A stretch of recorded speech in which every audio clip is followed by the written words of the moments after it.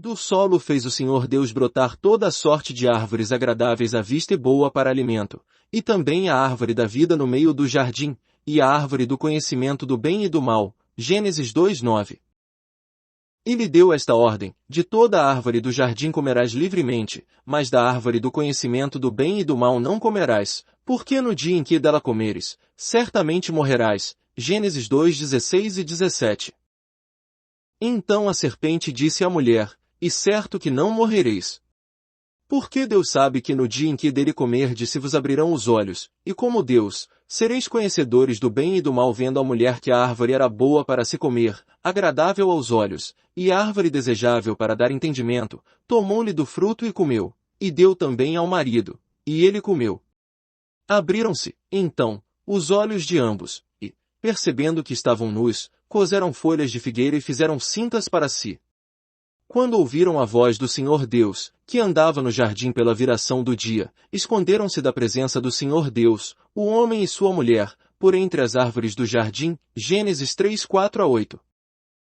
Neste estudo gostaríamos de ver como foi que o primeiro homem pecou, e recebê-lo como admoestação para nós hoje.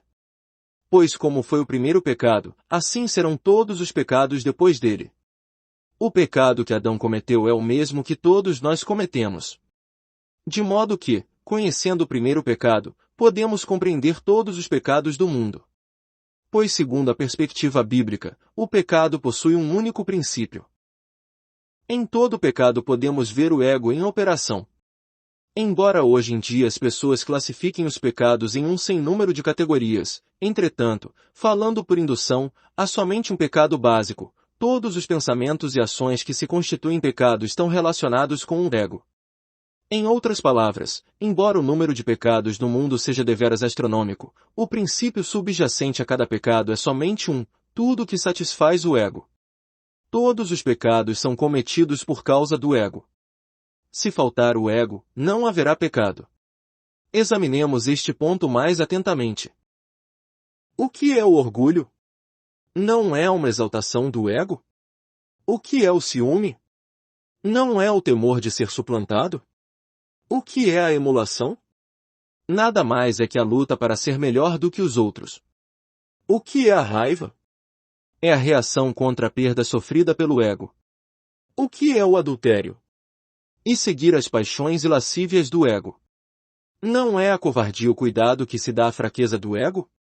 Ora, é impossível mencionar todos os pecados, mas se examinássemos a todos, um por um, descobriríamos que o princípio de todos eles é o mesmo, algo que de alguma maneira se relaciona com o ego. Onde quer que se encontre pecado, aí também estará o ego. E onde quer que o ego for ativo, ali também haverá pecado à vista de Deus. Por outro lado, ao examinarmos o fruto do Espírito Santo, que representa o testemunho cristão, facilmente veremos o oposto: nada mais é do que atos desprendidos do ego. O que é o amor? Amor é apreciar os outros sem pensar no ego. Que é a alegria? É olhar para Deus a despeito do ego. Paciência é desprezar nossa própria dificuldade. Paz é deixar a perda de lado. Gentileza é não prestar atenção a nossos próprios direitos. Humildade é esquecer-se dos méritos próprios. Temperança é o ser sob controle. Fidelidade é domínio próprio. Ao examinarmos todas as virtudes cristãs, discerniremos que a não ser pela libertação do ego ou do seu esquecimento, o crente não possui outra virtude. O fruto do Espírito Santo é determinado por um único princípio: a perda total do ego. Mencionei somente algumas virtudes e alguns pecados, mas acho que são suficientes para provar que pecado é seguir o ego ao passo que virtude é esquecer-se do ego. Se compreendermos estes dois princípios, poderemos diariamente observar todos os vários pecados e julgar se cada um deles relaciona-se com o ego ou não. Mas permita-me dizer-lhe claramente que à parte do desprendimento humano não há virtude, e à parte do seu egoísmo não há pecado. O ego do homem é a raiz de todos os males. Nas passagens que lemos no início deste capítulo vimos que existiam duas árvores no jardim do Éden e que Adão, ao comer o fruto da árvore do conhecimento do bem e do mal, trouxe o pecado ao mundo. Examinemos mais atentamente as duas árvores mencionadas. Usarei duas palavras para representar o significado de ambas as árvores. O significado da árvore do conhecimento do bem e do mal é independência, e o da árvore da vida é confiança.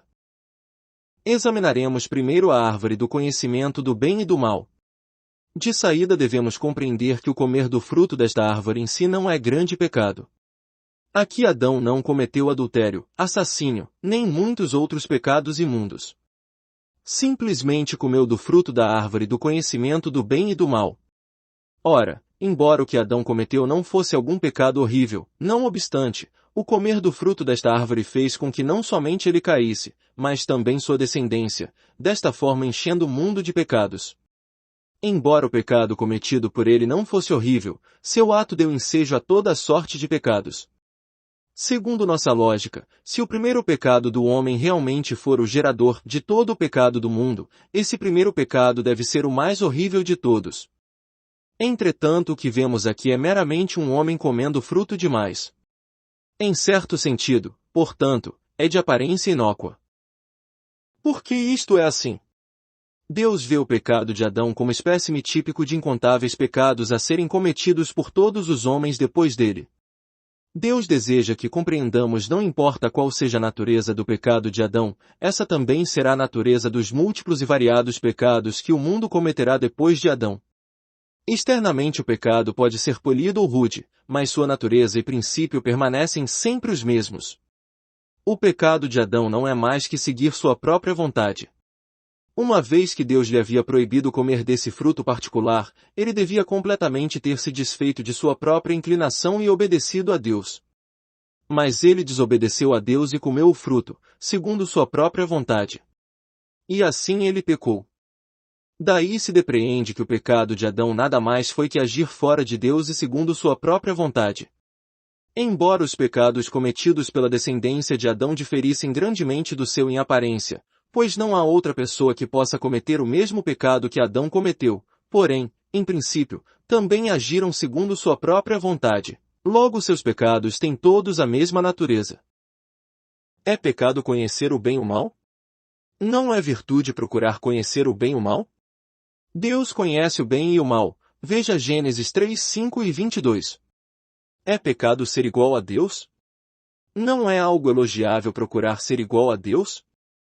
Por quê? Pois, o ato de Adão torna-se a própria raiz de todo o pecado e miséria humanos. Por que motivo? Embora tal ação, aparentemente seja boa, Adão agiu sem o mandamento ou promessa de Deus. E ao tentar conseguir esse conhecimento fora de Deus, segundo seu próprio ego, Adão pecou. Agora percebemos o significado da palavra independência? Todas as ações independentes são pecado. Adão não tinha confiado em Deus, não tinha tomado a decisão de obedecer a Deus, havia agido independentemente de Deus, e a fim de conseguir esse conhecimento havia proclamado a independência contra Deus. E é por isso que o Senhor declarou ser isto pecado. Portanto, compreenda isto, não é preciso cometer muitos e terríveis pecados a fim de se considerar pecador. Para Deus, todas as ações realizadas fora dele são pecado.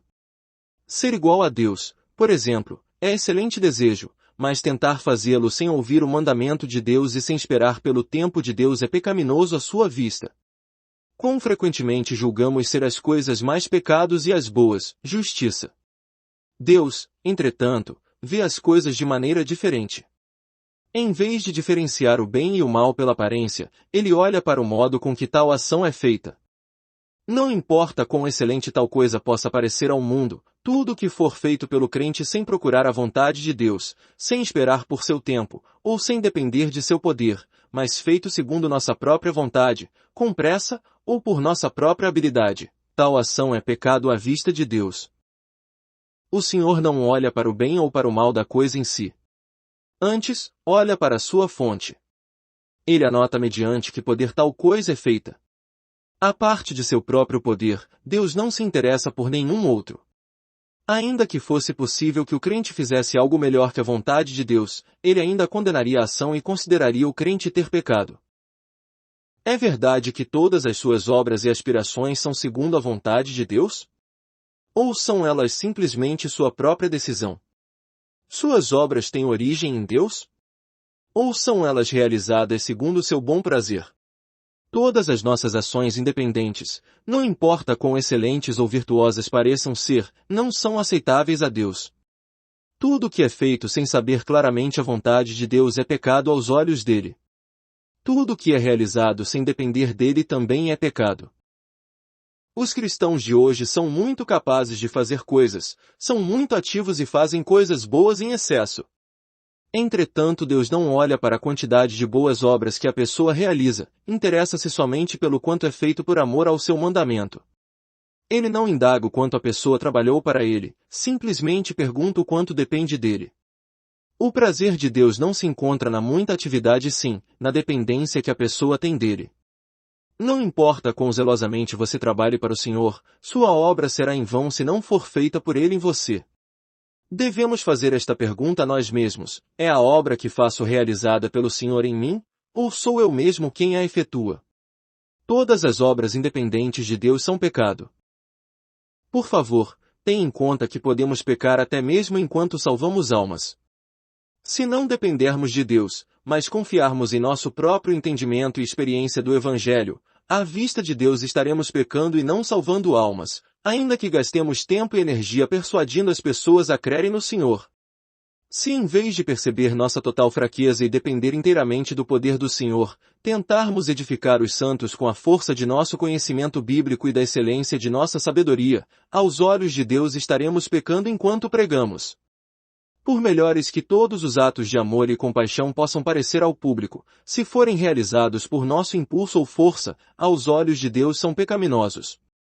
O Senhor não pergunta se fizemos um bom trabalho, somente examina se confiamos nele. Tudo o que é feito por nossa própria vontade será queimado no dia do juízo de Cristo, mas o que é realizado em Deus permanecerá. O significado do fruto da árvore do conhecimento do bem e do mal não é outro senão o estar ativo fora de Deus, procurar o que é bom segundo o entendimento da própria pessoa, estar com pressa e ser incapaz de esperar a fim de obter o conhecimento que Deus ainda não deu, não confiar no Senhor, mas procurar avançar pelo nosso próprio caminho. Tudo isso pode ser resumido numa frase: independência de Deus. Esse foi o primeiro pecado do homem. Deus não tem prazer no homem que se aparta dele e age independentemente. Pois ele deseja que o homem confie nele. O propósito do Senhor ao salvar o homem e também ao criá-lo é que o homem confie em Deus. Eis o significado da árvore da vida: confiança. De toda a árvore do jardim comerás livremente, disse Deus a Adão, mas da árvore do conhecimento do bem e do mal não comerás. Dentre todas as árvores cujos frutos podiam ser comidos, Deus menciona especialmente a árvore da vida em forte contraste com a árvore do conhecimento do bem e do mal, e também a árvore da vida no meio do jardim, e a árvore do conhecimento do bem e do mal. Ao notarmos a menção particular de Deus à árvore da vida, devemos reconhecer que de todas as árvores comestíveis, esta é a mais importante. E desta árvore que Adão devia ter comido primeiro. Por que é isto assim? A árvore da vida representa a vida de Deus, a vida não criada de Deus. Adão é um ser criado, portanto não possui esta vida não criada. Embora a esta altura ele ainda esteja sem pecado, não obstante é apenas natural uma vez que não recebeu a vida santa de Deus. O propósito de Deus é que Adão escolha o fruto da árvore da vida por sua própria vontade para que se relacione com Deus pela vida divina. Assim, Adão, de simples criatura de Deus, chegaria ao novo nascimento. O que Deus requer de Adão é que negue sua vida natural e se una a ele pela vida divina, de estar-te vivendo diariamente pela vida de Deus. Este é o significado da árvore da vida. O Senhor queria que Adão vivesse por essa vida que não era dele originariamente. Logo, temos aqui o sentimento distinto da dependência, confiança. Pois quando o ser criado vive por sua vida natural, não precisa depender de Deus. Esta vida criada é autônoma e autopreservadora. Mas para que o ser criado viva pela vida do Criador, ele tem de ser totalmente dependente, pois a vida que levaria então não seria sua, mas de Deus. Ele não poderia ser independente de Deus, mas teria de manter constante comunhão com Ele e confiar completamente nele. Essa é a vida que Adão não tem em si mesmo e logo deve confiar em Deus a fim de recebê-la. Além disso, essa vida, se recebida por Adão, é a que ele não poderia levar por seu próprio esforço, por isso teria de depender de Deus continuamente a fim de conservá-la. Assim, a condição para conservá-la tornar-se-ia a mesma condição para recebê-la. Adão teria de depender dia a dia a fim de viver esta vida santa de uma maneira prática. Tudo isto que temos dito com respeito a Adão, Deus também o exige de nós. Na época de Adão a vida de Deus e a vida do homem estavam presentes no jardim. Hoje, a vida divina e a vida humana estão presentes em nós. Nós, os que cremos no Senhor e somos salvos, nascemos de novo, isto é, nascemos de Deus, e assim temos uma vida de relacionamento com Deus. A vida da criatura está em nós, mas também está a vida do Criador. O problema atual, então, é se vivemos ou não pela vida divina, se nossa vida depende ou não totalmente de Deus. Assim como nossa carne não pode viver se estiver separada de sua vida natural, da mesma forma nossa vida espiritual não pode prosseguir se estiver separada da vida do Criador. Deus não deseja que tenhamos nenhuma atividade fora dele. Deseja que morramos para nós mesmos e sejamos dependentes dele como se não pudéssemos nos mover sem ele. Ele não gosta que iniciemos nada sem sua ordem. Ele se agrada de que realmente percebamos nossa inutilidade e confiemos nele de todo o coração. Devemos resistir a todas as ações independentes de Deus. As obras que são feitas sem oração e espera, sem procurar conhecer claramente a vontade divina, sem confiar inteiramente em Deus, e sem examinar nossa consciência a fim de determinar se o ego ou a impureza estão misturados. Tudo isto provém de nós mesmos e é pecado à vista de Deus. O Senhor não pergunta quão boa é a nossa obra, ele somente pergunta quem fez a obra. Ele não será movido pelo pequeno bem que você e eu façamos. Ele não está satisfeito com nada a não ser sua obra. Você pode estar ativamente engajado na obra dele e trabalhar muito. Você pode até mesmo sofrer por causa de Cristo e de sua igreja, mas se não tiver certeza de que é Deus que deseja que você realize a obra, ou se não compreender completamente sua própria ignorância e incompetência e com muito temor e tremor se lance sobre o Senhor, então, como Adão, você estará pecando à vista de Deus. Ó! Cesse sua própria obra. Não pense que pode fazer tudo que seja bom. Você pode labutar e se esforçar segundo o seu próprio prazer, mas terá pouca ou nenhuma utilidade espiritual. Todos nós sabemos que o incrédulo, não importa quão boa seja sua conduta, não pode ser salvo por ela. Não conhecemos nós tantos não crentes cuja conduta é recomendável? São amáveis, gentis, humildes, pacientes, muitas vezes ultrapassam a média dos cristãos em virtude. Porque, apesar da conduta invejável, ainda não são salvos. Porque todo este bem provém de sua vida natural, logo não podem obter a aprovação de Deus. Deus somente se agrada do que pertence a ele, do que procede dele. Consequentemente, incrédulo algum pode agradar a Deus com seus próprios feitos. O mesmo se aplica ao crente. Pensamos poder agradar ao Senhor com nossas obras boas e zelosas? Precisamos compreender que a não ser pela vida que Deus nos deu, não existe a mínima diferença entre o nosso ego e o ego dos incrédulos. Os egos são absolutamente os mesmos. A vida natural do pecador e a vida natural do santo não diferem uma da outra. Se as boas ações realizadas pelos incrédulos, mediante esta vida natural são rejeitadas por Deus, também o será o bem praticado mediante a vida natural pelos crentes. É triste que esqueçamos tão prontamente a lição que antes tínhamos aprendido. Quando cremos no Senhor Jesus, Deus convenceu-nos por seu Espírito Santo de que nossa justiça, a seus olhos, para nada servia. Depois de sermos salvos, entretanto, de alguma forma, voltamos a imaginar que agora nossa própria justiça é útil e agradável a Deus. Devíamos saber que pelo fato de sermos salvos e nascidos de novo nossa velha vida não melhorou nem mudou em nada. A não ser pela vida nova recém-obtida de Deus, nosso antigo ego permanece o mesmo. O princípio que aprendemos na regeneração devia ser mantido continuamente. Uma vez que nós, quando incrédulos, não fomos salvos por nossas obras independentes, da mesma forma, nós, os crentes, não ganharemos a aprovação de Deus por nossas ações independentes. Tudo que é feito fora da dependência de Deus é desagradável a Ele.